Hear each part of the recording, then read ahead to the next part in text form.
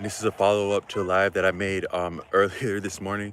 Um, Normally I can stand some crazy hours in life, and I can make a video at the unrighteous hours of the night and be back up and have a productive day. But if you say certain things, it'll trip you out. Like if you're if you're like, say you're doing something hard like exercising, or you're doing anything productive like probably golfing too, like fork.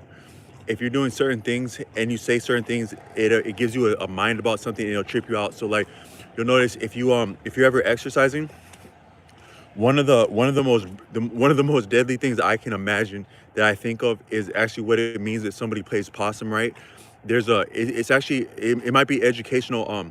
There's a mixed martial artist named Alexander Volkov. He's a tall European man, and but he has an affinity. He has a big old, I think you would call it bushido if I'm not mistaken. He has like the tattoo of a samurai on his back, like broadly painted on his back. And he really, if you listen to him talk and if you look at his career as a martial artist, he really actually adopts and lives the ethos, and has the lifestyle of a real actual martial person, as a lifestyle that is like reminiscent of the samurais and bushido and things like that. But during the time of the pandemic, mixed martial arts proliferated. It had became very popular conveniently right before the time of the pandemic.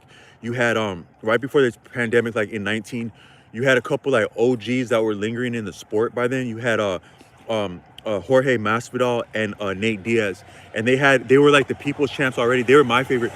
Nate Diaz was my favorite. He was one of my favorite athletes and celebrities, personalities, and people since all the way back in like 2011 or 12. I think I discovered him in 2011 and 12, and I learned about him and his brother Nick Diaz. And this woman named Megan something, and she would interview back then, like circa like 2011 2012. She was so beautiful back then, like really really beautiful. And she would interview all these badass fighters, like right after their fights, before their fights, as they just knock somebody's ass out, as they're about to get themselves knocked out, like flexing in front of her, but also sometimes like telling her some real ass shit. And I saw her interview Nate Diaz, and she had a certain look in her eye of respect for that man. And that was like impressive to see the way that a woman like that can look at a man when he's in his prime, but also maybe he's doing something that's very difficult, but that also another person like her would be passionate about. So I was a fan of Nate Diaz since back then, and I didn't know Jorge Masvidal of him then. But then like I was watching MMA like around the summer of 2019, and there was getting ready to be a fight in I think in Las Vegas in 2019 in the summer. And like there was some real smoke between Jorge Masvidal and Ben Askren, because they were like they always do trash talk in that sport, but every once in a while, like I don't know if it got personal or what it was, but it was like actually more, it was more earnest and sincere trash talk, and like just a really like sometimes you don't actually know who you're dealing with. And that's an example of that, like some of that stuff, that even the stuff that like it's afforded to people that is part of the show and it's part of selling tickets, but it's really, there's really no point where it's actually appropriate to insult and slight another person, especially another man, even in jest, even for purposes of making money. Like you might be able to be humorous about it, and like that's some of the profoundness about a comedian, is that comedians, they toe the line, they press the line, and they can be profound by playing up to and next to like reflexes and like attitudes and like misgivings that we have about people when they do it well. But jokes don't, most, I say that like jokes are kind of like airplanes, is that most jokes land if you mean a joke well. Most jokes land most of the time, but when they don't, you have a real scene on your hands, no different and no less dangerous than if a plane went down, if a joke didn't go over well. But such is too like with trash talking. But when I watched that energy between Jorge Masvidal and Ben Askren, like that was some real, you could actually feel what that was about, like just watching it as a casual fan. And then after that, Jorge Masvidal had a viral knockout in that fight that was like a flying knee that had, and then it came out on top of that they had been practiced like that.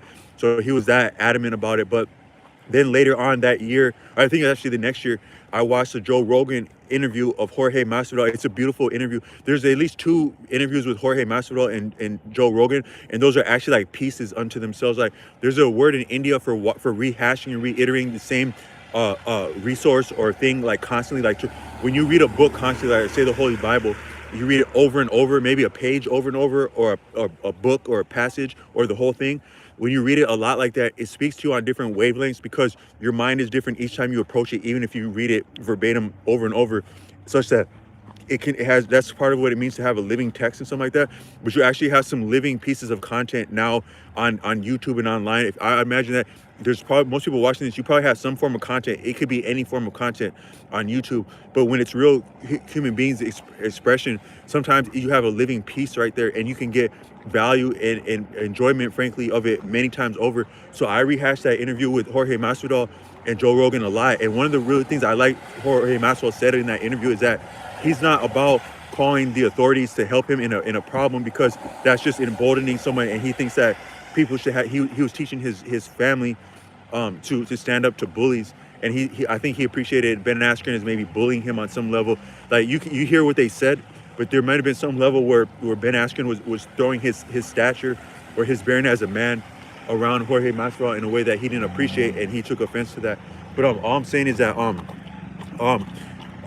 that episode of Jorge Masvidal and Ben Askren, and the backstory to that is that Jorge Masvidal came back. He was a fighter for a long time, and he had like an up and down record. He had some very impressive fights back in the day that were against some real killers, and you have to respect him for even stepping in the ring with them and then prevailing against some of those killers. Like that's actual real, that's like the math of fighting is such that you can't say who's better than the other, because it cancels out like rock, paper, scissors. The only thing you can really appreciate is like style, like feats, heart, grit, careers, stuff like that. That actually speaks more than an actual straight up record, because there can be different arbitrary things about contests in themselves, and then the math of it is that fighting and a lot of things in life, they come down to footwork, and footwork is about style and stance. So fighting is more so about style and stance, and you can't say what's even the greater style or stance, just what works in a given situation via another style or stance. But he had like a mixed up and down career, and he said he was losing some traction in his career, and maybe some of his he was losing something of his edge. So he was recruited to go to like a show in South America, like that's for athletes, like a reality show with physical rigors in South America, and he was sequestered doing that. So he was deprived of his social life and his access to digital media and electronic means, and he had some experiences in the jungles of South America that were very enlightening for him. And then he came back from that, and I think he won a fight with there's another Englishman. I can't remember his name. He was a very formidable fighter, but he wasn't an outright champion, I don't think. But he was some of those fighters, like they kind of get addicted to that's what they do, and that's what they're about. So they're not the winningest, and they even fight sometimes when they do or don't win, but that's just who they are. That's just what they're about. So he would be one like that guy. And then so Jorge Masvidal was talking about like going over there and fighting him in England, and some of the cool ways that the English fans, Jorge Masvidal appreciated the English people and how they appreciate their fighters and their fighters' rivals as just like all in good taste and good humor and good sportsmanship. But I guess he appreciated that Ben Askren wasn't in good sportsmanship. But that flying knee invigorated the sport in the summer of 2019. Him coming back from that, he had an epiphany. He came back and he had another wind in life, and he had actual windfall, which is like big blessings and fortune. In that, if you look at what that flying knee did for him, his name, and then how he parlayed that into later than that year. Where I was going with that is that he had about that same year where then too Nate Diaz, he had a long track record like that, but he also had a convincing victory in that fall. I think it was against another fighter. I can't remember his name. He was like he's a Hispanic brother. He's pretty handsome. I don't mean I'm not taking shots like swinging that way, but he's like he's visually he's like a very striking appearance. Some people had that blessing. I'm just calling out that blessing. But he himself, that Hispanic fighter, I think he had knocked someone out with the flying knee too once. Or like the first famous flying knee I think was that brother that Nate Diaz knocked out that same summer, about a month after Jorge Masvidal's flying knee. Jorge Masvidal's was more poignant, instant, convincing, and fate sealing, and incredible in terms of media. But before that brother that Nate Diaz knocked out, he had another flying knee where it's a famous one where he's like in the cage, and all of a sudden he gets like a second wind, and he does this little sprint up into a flying knee and KO somebody. That brother did. But then Nate Diaz had a fight with him that August, I think, and it was a gritty, mean fight, a convincing fight. And Nate Diaz is famous for some of his statements after fights. Like he would say, like when he did a really beautiful fight against Conor McGregor. where it was like a humbling thing. But shout out to Conor McGregor that he was actually Conor McGregor wasn't defeated by being humbled by Nate Diaz. It actually invigorated him. See, that's what this shit is about now. You're a millionaire too now, right? It feel good to be a millionaire, right? Yeah, that's that shit, man. So that's actually that's some real sportsmanship. To commend Conor McGregor too for losing to Nate Diaz and not being defeated, and actually giving the man his props for beating him like that and coming back to it with him. But Nate Diaz, so he's done some great things like that, and he makes these call outs. So he made that call out after Conor McGregor. They're like, so what do you think about this? He said, hey, I'm not surprised, motherfuckers. But then also he called out similar way he called out Jorge Masvidal after that knockout after a month after Jorge Masvidal's fine knee, and he was like, hey man, I'm just saying, man, because I'm from the West Coast, but I'm not saying you're not a gangster, but you gotta know West Coast. So he actually he brought back Biggie Smalls versus Tupac, the East Coast versus West Coast. And the whole America ain't no pushover, East Coast or West Coast, but that shit was about to go down, and they made up their own title for that. They made up their own belt called the BMF belt, the baddest mother effer belt. That was unprecedented in sports at all, and in that sport at all, to actually make a whole division and belt, just a people's champ. That was like a people's champ belt right there. But the thing is that old habits die hard. So I think Nate Diaz, he had some lingering damage to his face, like from these cuts back in the past. So that was a very hyped up fight, and the aesthetics of it, the aesthetics about what those men had come through to get to that point was beautiful. But the fight didn't last long because Nate Diaz instantly opened up a gaping wound very quickly. And scar tissue, it's never as strong as it. Whatever you have, a person has of scar tissue, it's only ever up to 70% as strong as the original skin, if that even. It's why I would actually make it's actually about 30%, because I got injured on a motorcycle this summer. I bumped a guardrail at like 40 miles an hour, and I didn't walk away with nothing but like a coin-sized laceration, superficial on the skin. And then that laceration, it re-split once in like the fall, and then again recently, all I was doing was resting my knee on my leg, my one shin on the other shin, and it actually it lacerated the scar tissue. So scar tissue, it can both it can re-lacerate very easily, but also it can reinfect very easily. So something I think that your body is more than you see. Like a lot of people say that we're more than you see, but also when you have a wound, right? Like say you have a wound that actually puts your life in jeopardy or your able-bodiedness in jeopardy, because like a decent sized cut and gape anywhere in your body, that can put your entire livelihood and even life in jeopardy if you know how sensitive it is to heal things like exposed wound. But I think that it actually cuts in deeper to who you are as a person, the fabric of you, such that when you sustain that significant of an injury that actually puts you on ice and puts you in jeopardy like that, it never quite heals, where it's actually a vulnerability. Not to be on here like telling a person's vulnerability, but you actually, some things you never all the way heal from, kind of like in that film Lord of the Rings. And so a wound, like it can both re-sever and also reinfect very easily, because that whatever infection or damage was done there, it's still actually a little bit latent. Even if you were to cure something, I think that sometimes if you have something significant enough that requires antibiotics, if you get past it with the antibiotics, they don't actually solve it. They just actually they tame it down and make it manageable. I was talking to a Viking brother, a Norse brother in the north, and he said that according to like in the film Avatar, they appropriated a lot of concepts in that film. Like they did this handshake on the heart. I think they appropriated that from like parts of the Middle East, like these men in Afghanistan. They'll do that like it's like a salute where you place your hand on their heart, and it's very poignant and kind of beautiful. It's incredibly beautiful when you see actually men of arms from any side of any struggle. They can respect other brothers that are true to one another in a fight, because everyone has their own cause and their own vantage point in a cause. So real brotherhood and solidarity, and it is beautiful between men and women, and men and men and women when that happens. So that was a very beautiful thing that they do, like in the Middle East. I've seen that on documentaries. But then Avatar, they also appropriated that concept of, like, I think they called it Awa. It was like this greater living being that we recede to when we pass on like that. But that's a true thing. That's a deeper thing in Viking culture. I'd explain to me that all of our life we emanate from a source, and we are part of a deeper, like a lake, like a well. We are forward expression, iteration standpoint of a deeper well.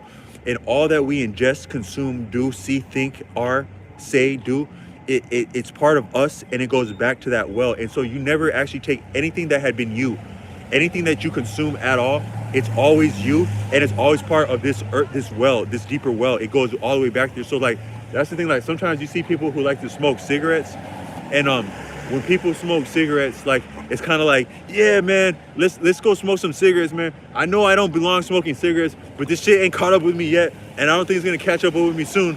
So let's go, fuck it, man. Let's go have another one. I need to have a square, man. Fuck it, man. But every time you smoke a square, every last one of those squares, you're bogus that whole time, and there's gonna be hell to pay one day, as long as you play with that. But also, each thing that you ingest, it never stops being you, and it never starts being the source of this existence. But I still think I think it's appropriate for people to be from. This is gonna sound crazy, and I don't mean to take this the wrong way. I had this video selected so that it doesn't appear for children, but I think that it's healthy and appropriate for all adults to be competently familiar and trained with smoking cigarettes. It does sound crazy like that, but to be fully free, you have to be beyond fear. So a cigarette is not gonna kill you in itself. It's not gonna kill you in itself, but just the fact that you have something that you're afraid of, that you won't touch at all. You won't even, I won't even think about it like that. That reservation, that can limit you from being the realest, truest you are. So I think that it would be healthy for everyone to smoke one cigarette. I'm not advertising that, but I'm saying I think it would be healthy for your disposition and your personality, that you would be beyond the fear of smoking cigarettes. I don't recommend to smoke it as a lifestyle, because I think that the way people smoke cigarettes is a commercialized, bastardized appropriation of other cultures that use that plant, curated differently, within the seasons differently. They understood that differently. So the people that would have been engaged, because I don't know if tobacco is endemic to Europe, but I imagine that a lot of the more formidable tobacco companies are of a European descent, or the people that would run it would not be the actual people indigenous to the Americas where the tobacco's from. That's what I would imagine, but I could be wrong in that. I know a lot of it comes from like the East Coast of America. I don't know how much the actual indigenous people have insight and oversight into what the practices of tobacco, but I think that the way we engage tobacco, a pack a day and stuff like that, but then also the way it's sourced and curated, in terms of like the manufacturing. I think that there's some different things that would make it diluted like that, and not a true experience of tobacco. But just to be beyond, so I'm not saying it's not good to use tobacco at all, but I'm saying that this business about cigarettes is a commercial thing, and that may be different than the way tobacco is to natural people as they understand it and have a pedigree with it. But I still think it's good to be beyond fear. And another thing is, like, a lot of people would say that, you go to church and they recommend people not to swear or cuss at all. But I think you can actually be stifled by not cussing, especially if you cussed as a child. I think that you should actually talk the way you did as a child. Like, if you actually really grew up in a environment where you did not cuss for any reason, at all, and that wasn't your personality, that might not be a bad thing not to cuss. But if you actually cussed as a child, I think that might be some of your true disposition is actually to cuss. And I've said other videos on this channel is that cussing is not the same thing as swearing. It's not the same thing as profanity. It's not the same thing as vulgarity. It's not the same thing as lewd. It's not the same thing as cursing. It's not the same thing as indecency. It's not the same thing as self-defense. It's not the same thing as intimidation. It's not the same thing as libel, but it can be any of that thing, how it be used. But just to actually be formidable and not bat an eye about cuss words as cuss words, that's a part about freeing a person, and also to be beyond the fear of cigarettes too, not to indulge or get on too far with cigarettes, because it really is, each time you do that, it's kind of bogus, and it gets all up in you and all up in this life, as cannot be extricated, and it's going to catch up with a person one day. But so too, I think that our injuries are like that, is that they're really a part of us, and they're always with us if it's a real enough injury, especially if the circumstances that brought it on were kind of bogus. Something about your actual life and your spirit and the total part of you you as a being, part of but beyond what you can see, has sustained some form of injury that is like almost permanent by the time you'd have a real dangerous thing happen. So some of that infection and or laceration, if there had been enough to require like stitches and or antibiotics, it's always with you on one degree, and certain circumstances can bring it back soon and rapidly if it had not been sustained. And so that bout between Nate Diaz and Jorge Masvidal, it ended very quickly and instantly because that cut was re-aggravated. So what happens when you put the OGs together? Them old wounds come out. But there was some real. But all I meant to say is that invigorated the sport prior to the pandemic, because that was November of 2019. So Jorge Masvidal's famous knee was July of 19. Nate Diaz had an outstanding bout, I think August of 19, and then called out Jorge Masvidal. They had the BMF belt title run in like November of 19, and not very long thereafter, the world kind of broke down. But when that happened, the sport of MMA was still viable. So like human beings, they need an outlet for things, and sports are very significant. Like back in the day, like you imagine you had you had like two armies, right? Anytime you have people training, you're always gonna have some studs in there, but probably that too, like in contests, you have studs going on. So if you have people squared off like that, one of the best ways to settle that is just put the studs are already running shit, right? You guys are the cadre. You guys are the commandos. You guys are the officers. You guys are the bad shit running shit. Why don't y'all go fight that shit then? So that's actually how it used to go down. That's what sports are about. Is just about the gladiators go figure that shit out, and the rest of us watch and celebrate.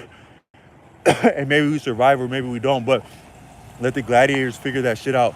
So sports is like that, where it settles scores. It settles scores. Like people bet and stuff like that. You have a score with betting, but fighting, it really settles scores and feuds and dilemmas, and it brings a lot of like actually good time and interest and fun and stuff like that.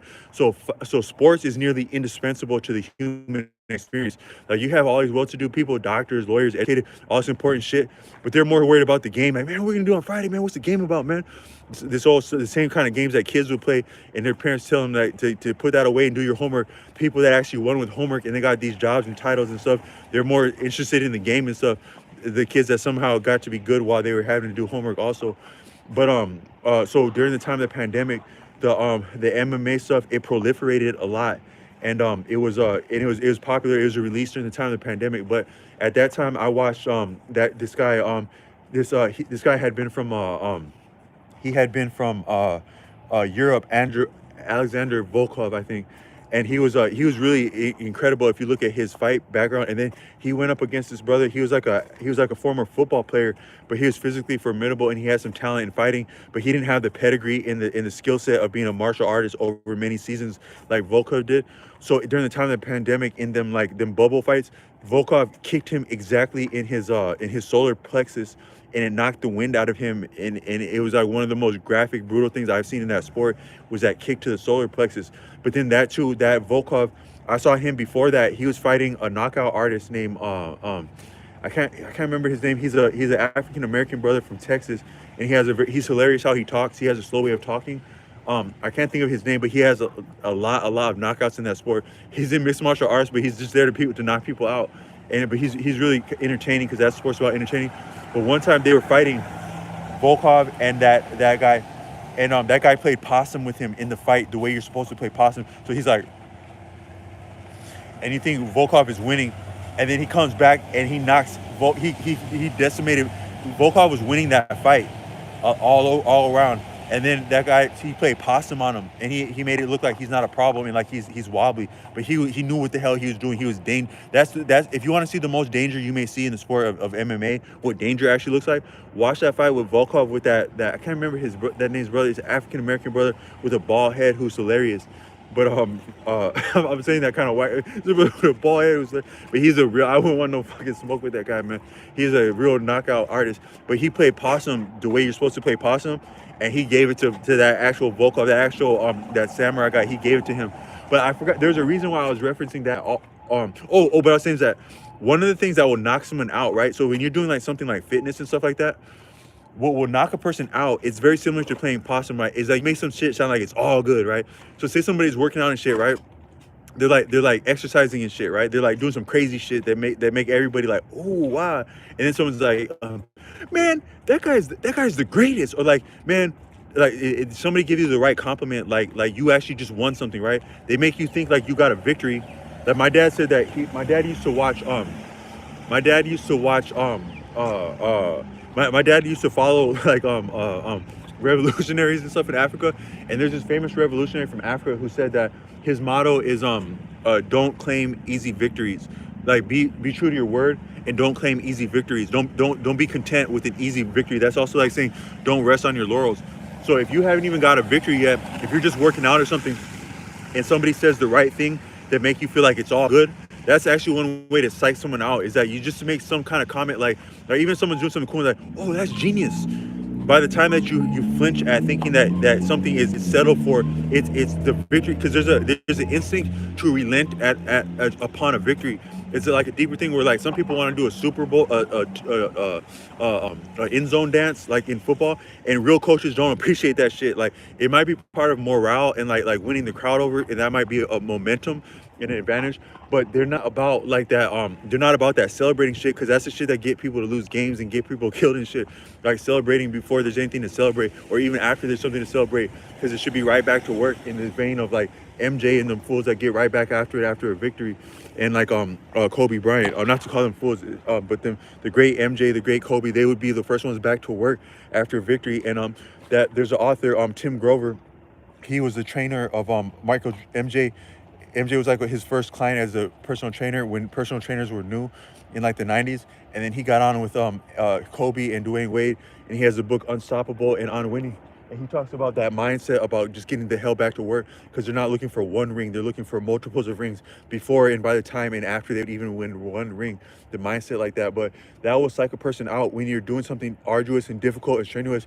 It's just give somebody a little pat on the back and fuck someone right on over like that. But it's the same thing with having a mind. So like when you, because that is what it does, it gives you the mind of victory, which is to sit on your ass. So the right compliment will give somebody the right mind that'll have them have them lacking like that when there's still potential on the line.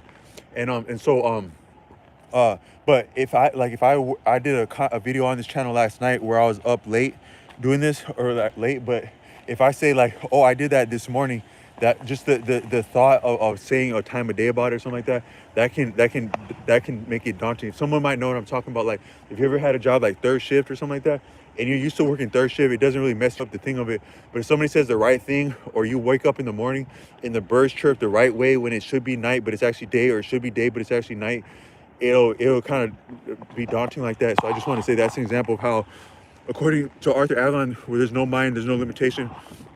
But then where there's the wrong mind, there's also the wrong limitation that may not be, it can be as simple as the right or wrong word would be said. And it's kind of similar to that effect of playing possum. And I wanted to say that. But I have some different ideas, but I'm getting ready to take care of something right now. So I'll chat back in with another live today if I may. But I wanted to follow through with a comment I made in the channel last night about cowboy-idness and stuff like that, and like what we see in life. Peace.